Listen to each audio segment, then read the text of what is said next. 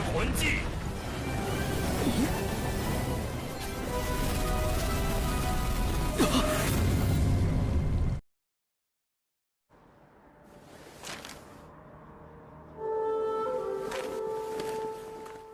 Perumahan itu nampak sepi tak berpenghuni. Ia pun mulai melangkahkan kaki, tapi tiba-tiba muncul 3 orang yang menghentikannya. Mereka bertiga tidak mengizinkan siapapun melewati tempat itu selain keturunan dari Sekte Haotian. Ketiganya tidak mengenal Tang San, meski ia sudah menjelaskan kalau dirinya juga keturunan dari Sekte Haotian, karena memang Tang San tidak tumbuh di lingkungan keluarga besarnya. Sejak kecil ia hidup jauh dari klan Haotian, hingga sekarang ia kembali pulang di tempat kelahirannya dengan usianya yang kini sudah dewasa. Untuk membuktikannya, ia pun mengeluarkan senjata palu Haotian, lalu mengatakan nama bibinya yaitu Tang Yuhe. Meski belum sempat memperkenalkan diri, ketiganya sudah mengenali nama Tang San. Karena sebelumnya Yuhe bibinya sudah menunggu kedatangannya di kuil utama klan Haotian. Ketiganya pun lantas mengantarkannya. Lokasi bangunan utama berada di gunung bebatuan yang dikelilingi lembah yang sangat curam. Sehingga untuk bisa mencapainya, mereka harus melewati jembatan rantai yang dibentang di antara tebing satu ke tebing lainnya. Hal itu pun mengingatkannya pada Sekte Tang, sekte di mana dirinya berasal sebelum bereinkarnasi. Jembatan itu mempunyai kesamaan dengan Sekte Tang, yang sebenarnya lebih diutamakan untuk keamanan sekte dari kemungkinan adanya bahaya penyusup atau musuh. Di situ Tang San bermanuver dengan lincah melewati rantai besi licin, yang tentunya tidak banyak seorang yang mampu melakukan sepertinya. Di tengah perjalanan mereka semua mendapat serangan mengejutkan dari seekor burung raksasa, hingga mengakibatkan jembatan rantai sebagai pijakan utama terputus, dan mengakibatkan 2 senior Tang Tian dan Tang Yu terjatuh. Tang San berhasil menyelamatkan salah satunya, namun senjata rumputnya tidak bisa menggapai Tang Tian, sehingga terpaksa dia pun terjun bebas ke dasar jurang. Dan dengan sigap Tang San pun langsung terjun menyelamatkannya. Mereka menganggap keduanya sudah tak mungkin lagi bisa selamat, namun mengejutkannya tiba-tiba Tang San muncul dan berhasil menyelamatkan Tang Tian. Kemampuan itu Tang San peroleh dari tulang jiwa kaki kanan peninggalan sang ibu yang belum lama berhasil ia serap.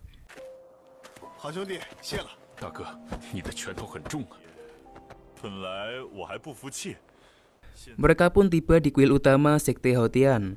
Terlihat sangat megah dan mewah yang memperkuat keyakinan Tang San akan keluarga besarnya, Sekte Haotian yang dikenal sebagai sekte pertama di dunia.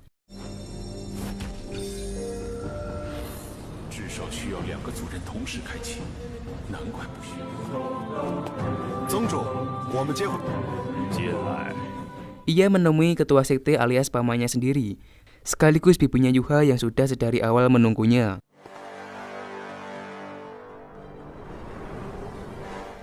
Sebagai prosedur seperti biasanya, Tang San harus menjalani proses uji kemampuan dan kekuatan jiwa. Dia ditekan dengan kekuatan yang cukup besar, tapi seperti biasanya Tang San tidak memperlihatkan ekspresi kesulitan. Bahkan ia masih sempat berbicara di bawah tekanan, yang kemungkinan hal itu tidak bisa dilakukan seorang selain dirinya. Hingga akhirnya tes itu pun selesai dan Tang San langsung berlutut di hadapan ketua sekte, lalu mengatakan kesediaannya untuk mengambil alih semua tanggung jawab ayahnya, meski sebenarnya ia belum yakin apakah dirinya sanggup menanggungnya. Mendengar itu, sang paman pun sangat marah. Meski begitu, Tang San meyakinkan pamannya jika ia akan bersedia mendedikasikan hidupnya untuk melayani sekte. Tang San pun juga menjelaskan, hal itu bukan berarti Tang Ho lari dari tanggung jawabnya, lalu membebankannya kepada Tang San putranya, melainkan hal itu Tang Ho lakukan karena ia merasa jika kini dirinya tak lagi pantas untuk pulang ke Sekte Haotian. Lalu Tang San menyerahkan amanah dari ayahnya, yaitu peti yang berisi 2 tulang jiwa.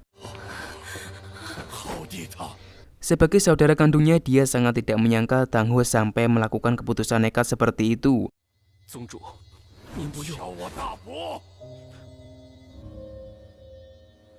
Dia pun mengakui jika dirinya berada di posisi Tang Ho, mestinya ia juga akan melakukan hal yang sama. Namun dia tak tega jika keponakannya alias Tang San harus menanggung beban yang begitu besar dari ayahnya. Sehingga dia hanya meminta Tang San agar melakukan yang terbaik apapun yang ia bisa untuk Sekte Haotian.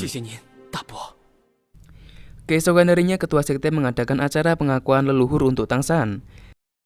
Tidak banyak dari jumlah keturunan sekte Haotian yang menghadiri acara itu. Kedatangan Tang San bertepatan saat kondisi sekte tidak stabil terpecah menjadi dua kelompok. Kelompok pertama dipimpin ketua sekte yang menganggap Tang Hou tidak bersalah. Sedangkan kelompok kedua dipimpin oleh beberapa tetua yang berpendapat jika konflik besar yang menimpa sekte Haotian disebabkan karena terjalinnya hubungan Tang Hou dengan binatang jiwa alias Ahyin.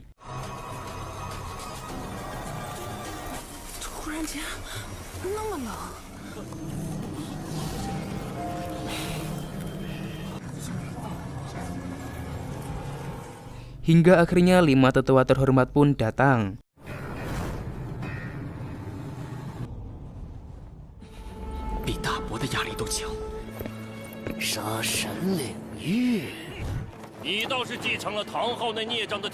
Di hadapan mereka, Tang San mengatakan tujuannya kembali untuk menebus dosa ayahnya dan meminta izin melakukan yang terbaik untuk membantu membangkitkan kembali kejayaan sekte Haotian. Namun salah satu tetua yang nampak sangat pemarah menyalahkan apa yang telah dilakukan Tang Hou dan tidak mengakui kedatangan Tang San yang dia anggap terlahir dari binatang jiwa yang jahat. Tang San pun tidak terima mendengar ibunya dihina oleh seorang yang belum ia kenal, tapi mempunyai kebencian yang mendalam terhadap kedua orang tuanya.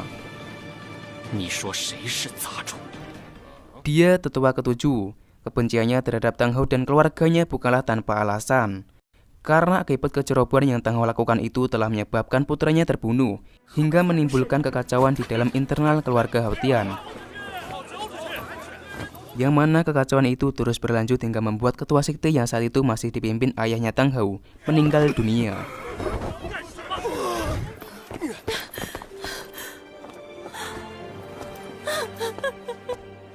Dan dengan kebesaran hati, Tang San pun meminta maaf atas kesalahan yang telah ayahnya lakukan.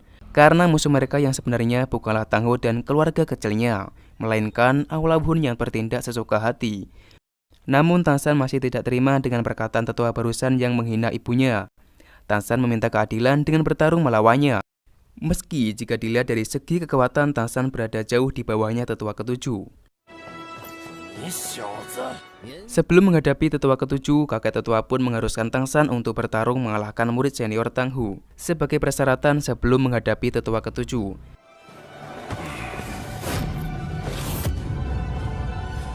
Terdapat perbedaan kekuatan yang cukup jauh. Tang Hou mempunyai level 64 sementara Tang San berlevel 59. Dan dengan sengaja menggunakan senjata rumputnya untuk membuktikan kepada semua keluarganya kalau ibunya juga mempunyai kehebatan yang patut dihormati. Kakek tetua pun lebih mengagumi Tang San yang mempunyai senjata ganda, ditambah dengan kemampuan jiwa pembunuh yang mengerikan. Kekuatan bukanlah kunci utama dalam sebuah pertarungan. Tang San menggunakan teknik yang cerdik untuk bisa mengalahkan ahli jiwa dengan level kekuatan jauh di atasnya itu.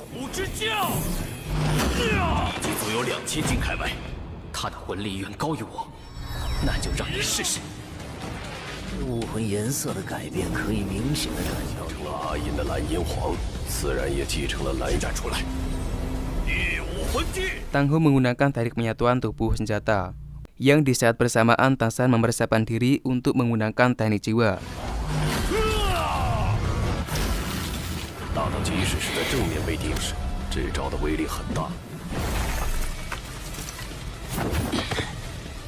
Tapi ternyata itu hanyalah tipu daya Tang San. Ia menanamkan rumput parasit hingga membuat Tang Hou terjerat dan tak berdaya.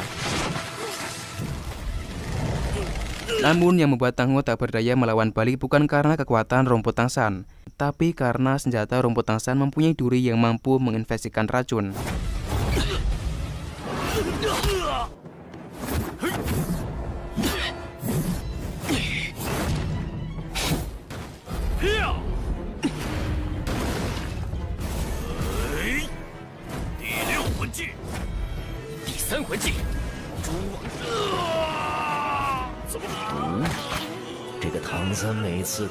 Lalu Tang San menggunakan teknik jiwa kelima tombak Kaisar Pera Biru untuk menggertak musuh dan mengakhiri pertarungan dengan sebuah kemenangan.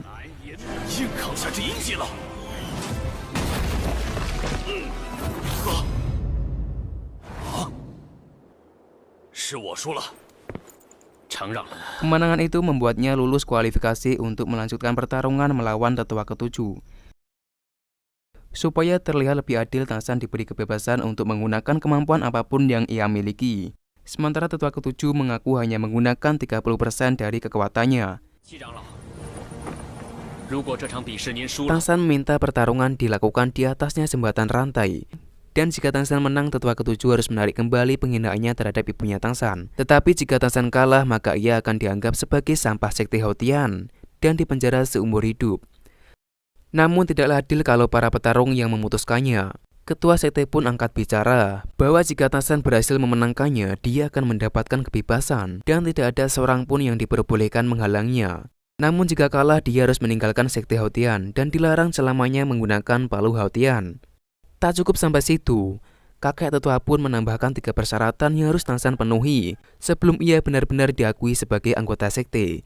Tapi sepertinya para tetua sudah merasa cukup setelah ketua sekte menyerahkan 2 harta berharga sekte Hautian, yaitu 2 tulang jiwa yang menjadi bukti penyesalan Tang Hou. Ketua sekte pun menyerahkan peti itu agar disimpan para tetua dan menunggu hingga ditentukannya penerus pemimpin selanjutnya yang tepat untuk kembali mewarisi 2 tulang jiwa tersebut, alias seorang yang sudah berkontribusi luar biasa kepada sekte. Pertarungan itu akan menentukan masa depan Tarzan selanjutnya. Dia dipaksa untuk membuktikan kelayakannya sebagai anggota sekte dengan melawan seorang yang bisa dikatakan mempunyai kekuatan yang jauh berada di atasnya.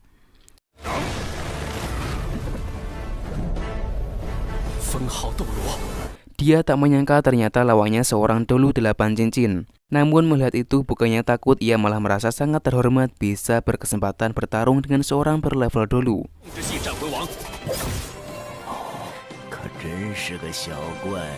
Di situ dia harus berjuang sekuat tenaga mengerahkan segala kemampuan yang ia miliki.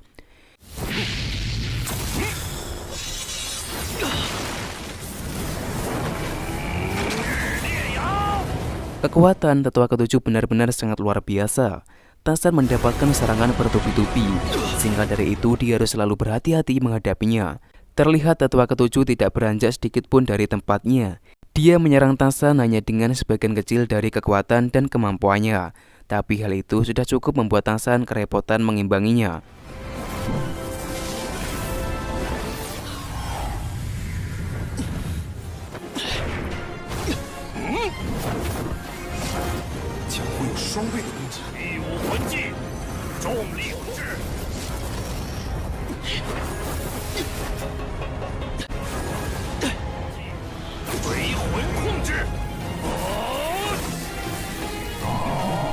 Tarzan mendapatkan serangan dari 2 penjuru sekaligus. Dia menahan serangan itu dengan kemampuan rumput berabiru untuk memberikannya waktu melarikan diri sebelum kedua palu itu menghimpit tubuhnya.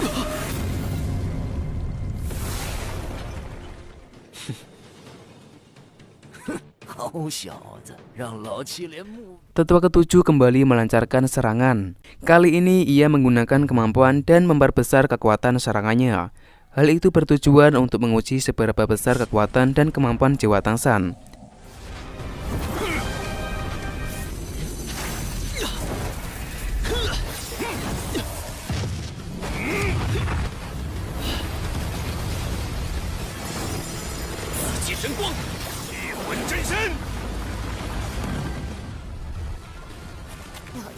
Serangan bertubi-tubi menggempur tubuhnya, hingga akhirnya memaksanya untuk menggunakan teknik kelima tombak kaisar perak biru.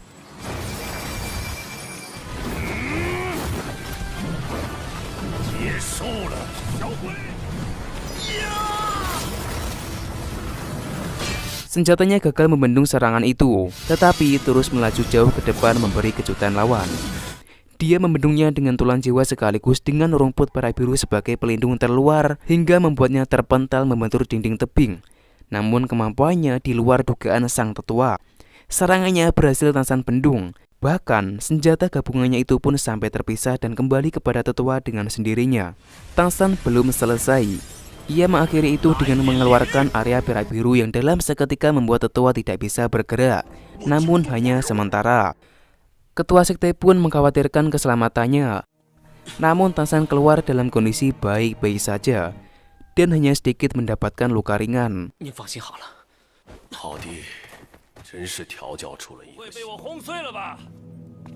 Tetua ketujuh pun tidak percaya jika Tangsan masih baik-baik saja. Dia mengira ketua sekte telah berbuat curang dan menolong Tangsan. Kakek tetua kedua pun turut membela Tangsan. Ia menjelaskan sesuai dengan seperti yang ia lihat. Bahkan beliau juga memuji kemampuan Tangsan yang tak terhitung jumlahnya. Namun Tangsan tak menggunakan semuanya saat bertarung dengan tetua. Hingga akhirnya kakek tetua pun memutuskan Tangsan sebagai pemenang. Tetua ketujuh pun teringat saat ia melancarkan serangan bertubi-tubi. Namun kemampuan penggabungan senjatanya tiba-tiba terputus secara paksa. Ditambah lagi dengan yang dialaminya saat setelah tombak Tangsan hancur tepat di hadapannya, yang mana tombak Tangsan menghasilkan area yang membuatnya tidak bisa bergerak. Menyadari itu, tetua ketujuh pun pada akhirnya mengaku kalah. Kakek tetua pun sangat bangga kepada Tangsan, karena sebelumnya beliau belum pernah melihat pemuda yang sangat luar biasa seperti Tangsan. Dan beliau berharap Tangsan tidak memilih jalan yang salah seperti ayahnya. Selama bertahun-tahun, Sekte Hautian hidup dalam pengasingan karena mendapat hukuman ditutup dari dunia luar semenjak kelancangan Tangho membunuh pemimpin Aula Wuhun. Dengan meminta izin dari tetua kedua, ketua sekte pun berencana mencabut larangan tersebut karena ia beranggapan saat ini adalah waktu yang tepat untuk kembali memperlihatkan eksistensi Sekte Hautian kepada dunia luar. Namun, kakek tetua pun tidak menyetujui ide tersebut karena saat itu Sekte Hautian masih membutuhkan seorang penerus sebagai pemimpin yang mampu membawa kemajuan sekte. Sementara mereka semua sudah semakin tua, dan beliau melihat dari sekian pemuda keturunan Sekte Hautian, hanya Tangsalah yang sangat berbeda. Dia sangat berbakat. Sehingga beliau tak ingin awal kebangkitan Sekte Hautian malah akan membuat Tangsan terabaikan. Karena Tangsan sangat berpotensi menjadi penerus pemimpin sekte, yang dengan didukung fakta tersembunyinya Sekte Hautian, para tetua akan lebih intensif dalam melatih Tangsan. Setelah Tangsan pulih, tetua ketujuh pun menarik kembali apa yang pernah ia katakan sebelumnya. Ia juga menyetujui apapun yang akan Tangsan lakukan. Sebenarnya dia sudah lulus kualifikasi, namun kakek tetua masih menambahkan 3 syarat yang harus Tangsan penuhi, dengan dalih menebus kesalahan ayahnya. Tangsan pun bersedia melakukan apapun demi menyelesaikan amanah dari ayahnya. Dengan terselesainya 3 syarat itu, kakek tetua menjanjikan Tangsan akan memberikannya izin untuk mengakui leluhur sekaligus membawa ayahnya alias Tangho kembali ke sekte. 3 syarat itu adalah Tangsan harus meningkatkan kekuatan jiwanya ke level 80. Kedua, Tangsan harus membawa kepala alias membunuh seorang dolu dari Aula Wuhun. Yang ketiga, dia harus mendapatkan cincin jiwa 100.000 tahun. Tepat di saat level kekuatan jiwanya berhasil mencapai level 80. Tangsan diberi batasan waktu selama 10 tahun untuk berhasil menyelesaikan 3 syarat tersebut. Tak hanya mendapatkan harta 2 tulang jiwa, dia juga dijanjikan menjadi penerus pemimpin selanjutnya. Dan demi orang tua dan keluarga besarnya, Tangsan pun bersedia menyelesaikan syarat tersebut. Amanah dari ayahnya telah ia penuhi. Selanjutnya, dia berencana pergi ke kerajaan Tiandou untuk menemui semua sahabatnya. Sementara itu, Demope dengan Sukin yang dengan penampilan barunya kembali ke Akademi Shrek. Kedatangan mereka untuk memenuhi janji 5 tahun bersatunya kembali 7 monster Shrek. 5 tahun telah berlalu semenjak perpisahan itu. Mereka sama sekali tidak mengetahui kabar Tangsan dan Xiaowu. Masalahnya, keduanya tidak mengetahui perjanjian reuni tersebut. Ternyata kelulusan 7 monster Shrek memberi dampak yang luar biasa terhadap perkembangan Akademi Shrek. Nama 7 monster Shrek telah terkenal kehebatannya. Bahkan sampai banyak yang menyamar menjadi salah satu monster Shrek demi bisa memasuki Akademi Shrek. Sehingga karena itu seorang murid tidak bisa mudah percaya dengan identitas mereka sebenarnya. Di saat yang bersamaan, Mang Jun pun juga datang memenuhi perjanjian dan langsung memamerkan keasliannya sebagai Mang Jun, salah satu anggota 7 monster Shrek yang terkenal. Satu persatu anggota tim Shrek telah berkumpul. Rorong pun juga datang memenuhi perjanjian itu, yang disusul dengan kemunculan Tangsan. Namun mereka semua tidak mengenalinya. Dan ketika melihat sabuk yang Tangsan kenakan, Rorong pun mengira yang dihadapannya itu adalah orang jahat yang menyamar menjadi Tangsan. Semua pun langsung menjalankan formasi gabungan, lantas menyerang Tangsan.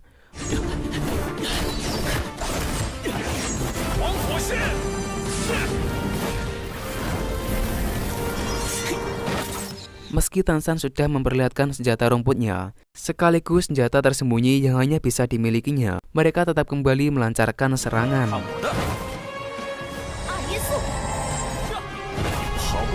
Hingga akhirnya Demope pun mengakui jika itu semua hanyalah prank. Kemudian dia pun menjelaskan dengan singkat perjalanan hidupnya selama 5 tahun ini. Lalu perhatiannya teralihkan saat melihat Rorong yang kembali seorang diri tidak bersama Oscar. Rorong pun mengaku tidak mengetahui nasib Oscar yang sekarang. Sejak kepergiannya memutuskan untuk berkelana meninggalkan sekte Tujuh Harta. Rorong pun menyesal karena ia telah menuntut Oscar untuk menjadi hebat. Dan kini ia hanya ingin melihat Oscar kembali. Hatinya pun bersedih. Namun semuanya sudah terlanjur berlalu. Demope pun menguatkan hatinya karena ia sangat yakin demi Rorong Oscar akan selalu berusaha menunjukkan keberaniannya dan kerja kerasnya tanpa henti meski pada kenyataannya dia adalah ahli jiwa tipe makanan yang tidak bisa bertarung dan mencari cincin jiwa sendirian. Di tempat lain memperlihatkan Oscar yang tengah memburu binatang jiwa dengan dibantu semua rekannya. Dia bernama Hoti, seorang kapten dalam kelompoknya.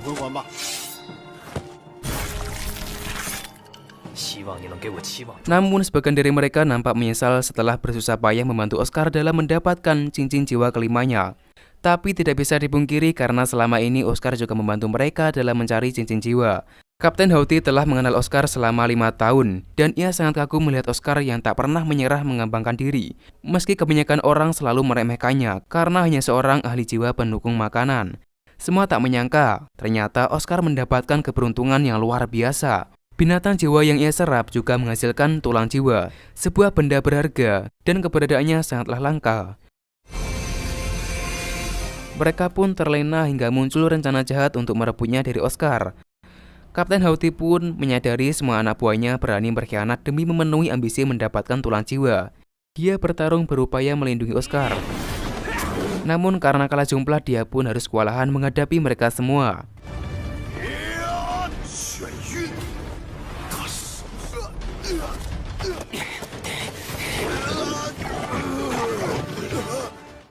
Hingga akhirnya meditasi Oscar pun selesai.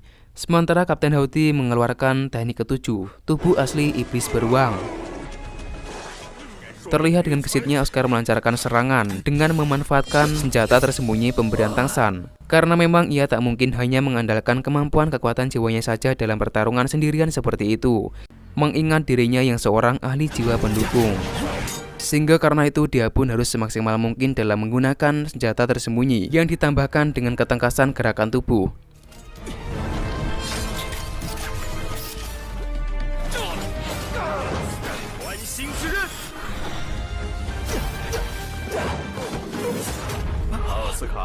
Menyadari keselamatannya semakin terancam, dia pun harus sesegera mungkin memenangkan pertarungan itu.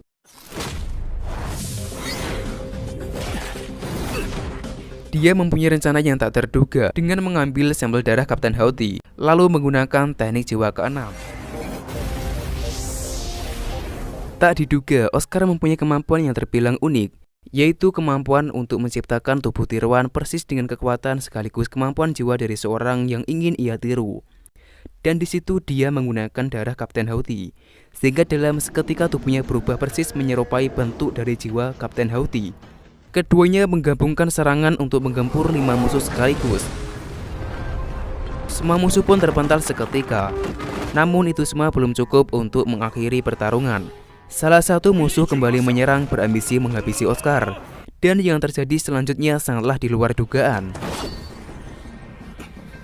Oscar menancapkan senjata tepat mengenai dahi musuh yang dalam seketika langsung membunuhnya dan membuat semua rekan yang melihatnya pun berlari ketakutan. Meski pada akhirnya dirinya pun juga harus tumbang akibat serangan musuh yang sebelumnya mengenai perutnya. Dia pun tersadar di malam hari dengan Kapten Hoti yang selalu setia di sampingnya. Nampak keduanya mempunyai hubungan yang sangat akrab selayaknya saudara. Oscar pun menjawab rasa penasaran Kapten Hoti setelah melihat kemampuan ke-6-nya. Namun kemampuannya kali ini membutuhkan kekuatan jiwa yang sangat besar, sehingga setelah ia menggunakannya kekuatan jiwanya langsung turun drastis, dan lebih parahnya lagi sampai membuatnya tak sadarkan diri. Kapten Hoti pun semakin mengagumi Oscar, karena selama 5 tahun mengenalinya, Oscar selalu memperlihatkan perkembangan yang sangat luar biasa, dan bisa dikatakan kalau Oscar adalah ahli jiwa makanan yang paling jenius yang pernah ia temui. Lalu Kapten Hoti pun memberikan tulang jiwa yang sebelumnya ia amankan. Awalnya Oscar menolak, karena baginya sudah cukup mendapatkan cincin jiwa. Tapi sebenarnya pemberian itu sebagai ucapan terima kasih Kapten Houthi karena Oscar telah menyelamatkannya. Terlebih Kapten Houthi sudah menganggapnya sebagai saudara dan mengharapkannya menjadi seorang ahli jiwa makanan pertama yang berpangkat dolu.